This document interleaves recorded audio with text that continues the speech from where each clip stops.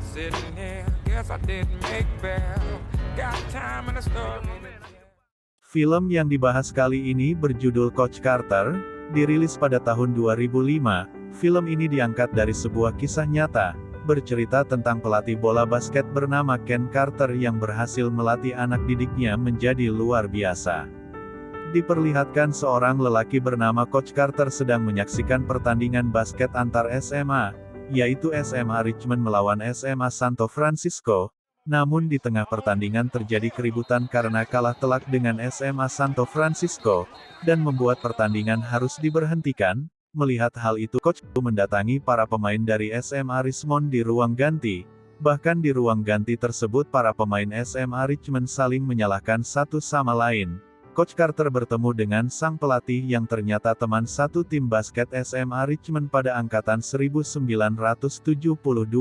Sang pelatih mengatakan bahwa ia harus berhenti dari pekerjaannya itu, dan meminta konverter untuk menggantikannya dengan alasan bahwa sang pelatih tidak dapat mengatasi para pemain yang tidak dapat menyeimbangkan pelajaran dengan basket. Bahkan sang pelatih pun tidak dapat berbicara dengan para orang tua mereka karena kebanyakan orang tua mereka adalah seorang kriminal dan anggota gangster.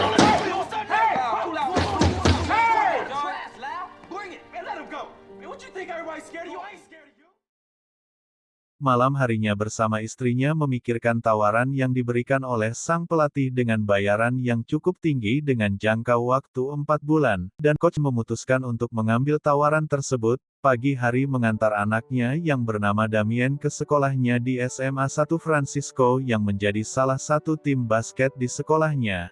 Namun Damien meminta untuk berpindah ke sekolah Richmond mengikuti ayahnya bekerja, kemudian sang ayah pun menolak demi masa depan untuk anaknya. Setelah itu menuju ke SMA Richmond dan bertemu dengan kepala sekolah dan memberikan selembar kertas yang berisi kontrak untuk para muridnya nanti. Kemudian ia menemui para muridnya di lapangan basket dan memberikan kontrak, dan menggantikan semua teknik latihan tim basket SMA yang hanya memenangkan pertandingan 4 kali. Namun salah satu dari tim tersebut bernama Cross menolak dan memberontak isi kontrak tersebut kepada konverter.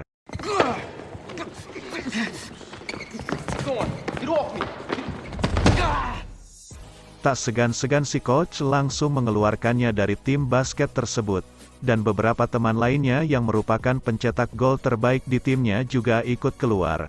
Namun pelatih barunya tidak mempermasalahkan hal itu, dan malah membuat latihan menjadi sangat ketat. Hukuman selalu diberikan kepada muridnya yang melakukan pelanggaran dari kontraknya.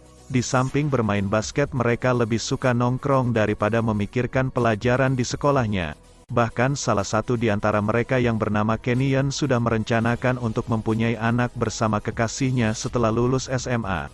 Keesokan harinya latihan semakin keras dipandu dengan kontraktor. Namun seorang muridnya yang bernama Junior datang terlambat dan dihukum 10 kali ari serta 250 push up.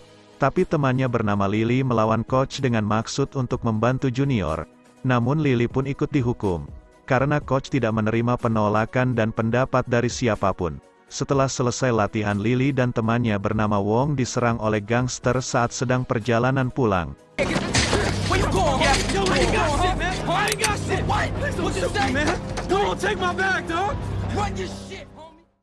Namun Lily terkejut saat mengetahui bahwa salah satu anggota gangster tersebut adalah saudaranya sendiri yaitu Cross. Karena masih tidak terima dengan dikeluarkan dari tim basketnya, Cruz mengatakan bahwa ia akan menonton pertandingan basket dan melihat mereka akan dikalahkan.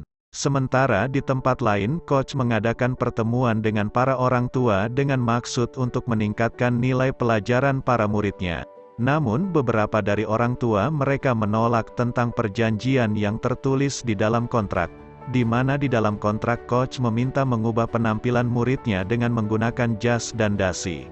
Malam harinya Jamin meminta izin untuk berpindah ke sekolah Richmond bersama ayahnya, dengan dalil bahwa ia sudah cukup dewasa untuk memutuskan sebuah keputusan resmi pindah ke SMA Richmond dan menjadi tim basket di sekolah barunya.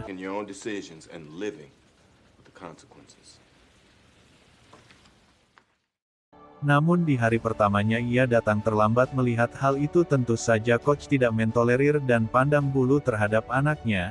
sehingga ia diberi hukuman sesuai dengan peraturan. In the locker room, do your suicides on the far side of the court so as not to disturb us. Move! Delilah! Hari pertandingan telah tiba dengan teknik yang telah diajarkan oleh pelatih barunya SMA Rikon berhasil menyimbangkan permainan lawan dan melakukan pertahanan sesuai dengan teknik, sehingga berhasil memenangkan pertandingan tersebut.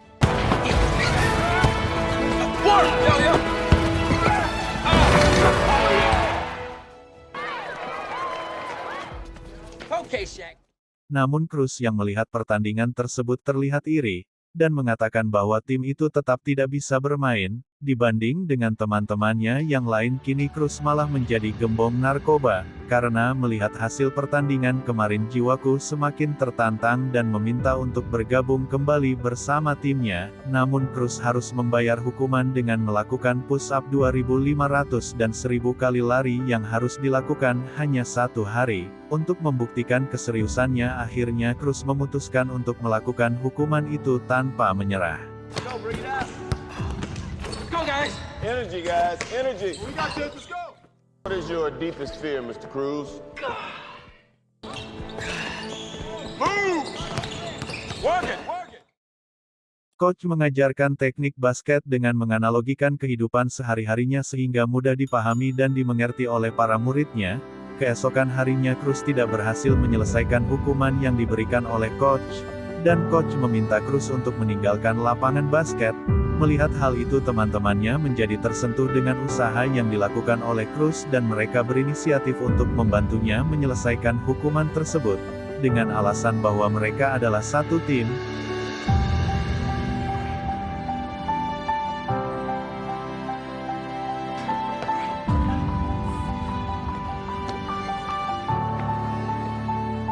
Berkat teman-temannya itu, Cruz akhirnya dapat bergabung bersama tim dan mengikuti sebuah pertandingan.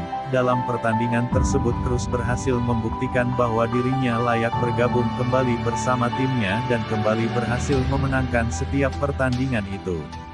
Namun coach memperingatkan kepada para tim untuk berperilaku seperti layaknya juara kelas dengan tidak menghina sesama pemain dan menyalahkan sesama tim. Coach selalu mengecek kehadiran para muridnya di kelas akademis, namun ternyata mereka lebih memilih bermain basket di lapangan daripada datang ke kelas akademis, termasuk junior. Tentu saja hal ini membuat coach sangat marah, hingga junior diskors dari pemain basket untuk mengejar ketinggalan pelajaran selama ini. Karena coach menginginkan kehidupan para muridnya jauh lebih baik dari orang tuanya dan ia berniat untuk mendaftarkan siswanya mengikuti beasiswa kuliah. Tetapi dengan nilai akademis harus baik, hal ini membuat junior marah dan merasa kesal, karena merasa tidak dihargai prestasinya di dunia basket. Keesokan harinya coach menemui kepala sekolah untuk meminta laporan mingguan akademis para muridnya agar dapat mengetahui perkembangan mereka di dalam kelas. Namun kepala sekolah menolak karena mengetahui bahwa ia telah menghukum junior. Tentu saja hal ini bukanlah bagian dari job desk seorang pelatih basket. Namun ternyata malam harinya junior dan ibunya mendatangi coach untuk meminta maaf atas perbuatannya, dan ingin kembali bermain basket. You owe me 1,000 push-ups and 1,000 suicides before you can play. I'll see you at practice tomorrow. Karena kerja keras, tim SMA Richmond diundang dalam pertandingan Brazil Holiday, dan juga guru akan membantu mereka untuk memperbaiki nilainya. 3. Kenyon Loud set a hard screen down here.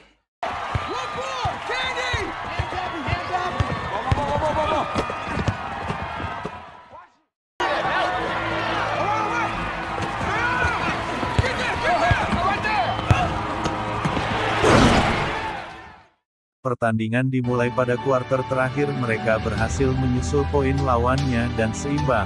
Mereka berhasil memasukkan bola dan berhasil membawa pulang piala Brazil untuk pertama kalinya. Richmond High School.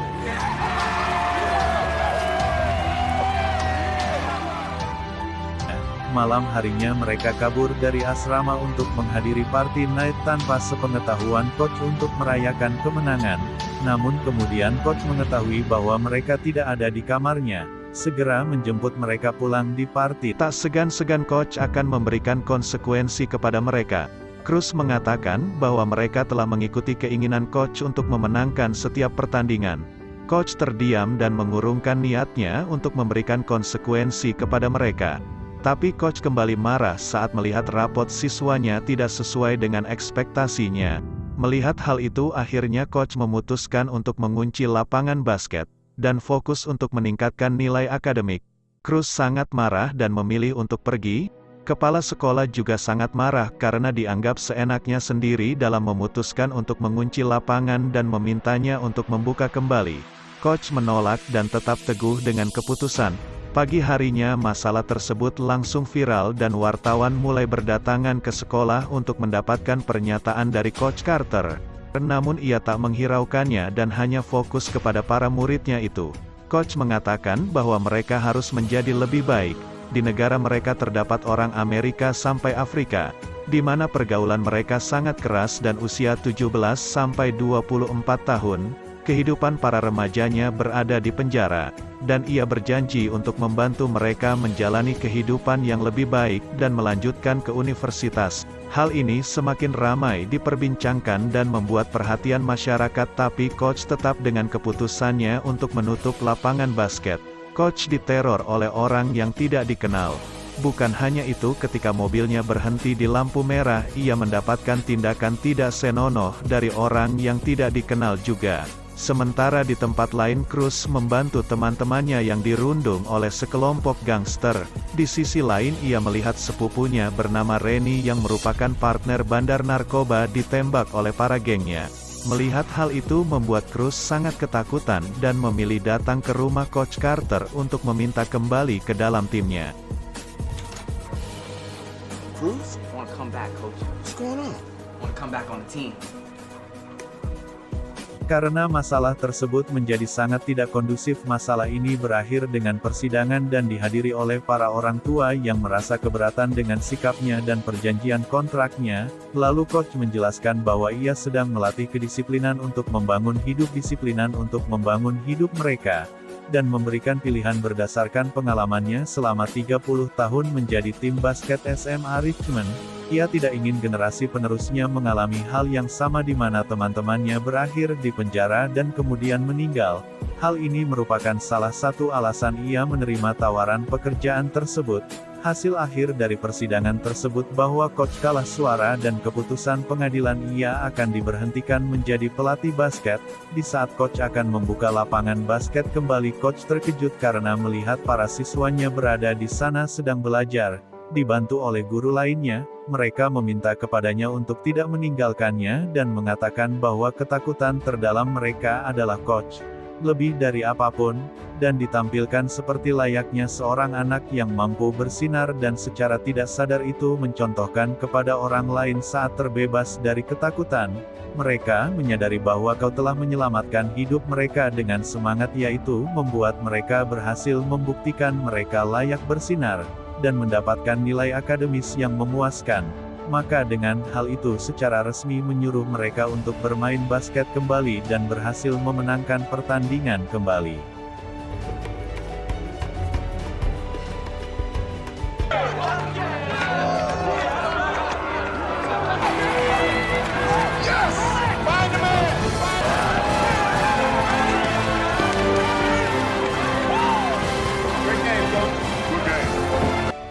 Sementara Chanyeon mengatakan kepada kekasihnya bahwa ia ingin melanjutkan pendidikan ke universitas. Ia mendapatkan beasiswa, dan memberikan tempat yang layak untuk anaknya kelak, dan kini kekasihnya tampak mendukung Kenyon dan memutuskan untuk mengikutinya. Kali ini SMA Richmond diundang pertandingan untuk melawan San Francisco, di mana para pemainnya terkenal kehebatannya di negara bagian. Namun hal itu tidak menyurutkan semangat tim.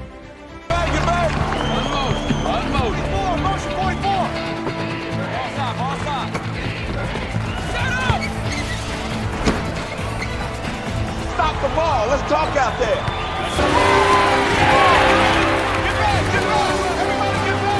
Di dalam pertandingan mereka berhasil menyeimbangkan permainan lawan hingga poin yang didapatkan tak jauh. Berbeda dari lawannya pada kuarter selanjutnya, SMA Richmond berhasil menyusul ketinggalan poin lawan. Ya, namun pada akhir pertandingan kali ini kurang beruntung dengan selisih poin yang sangat tipis. Mereka tetap bangga karena berhasil sampai di titik ini. The two men played like champions.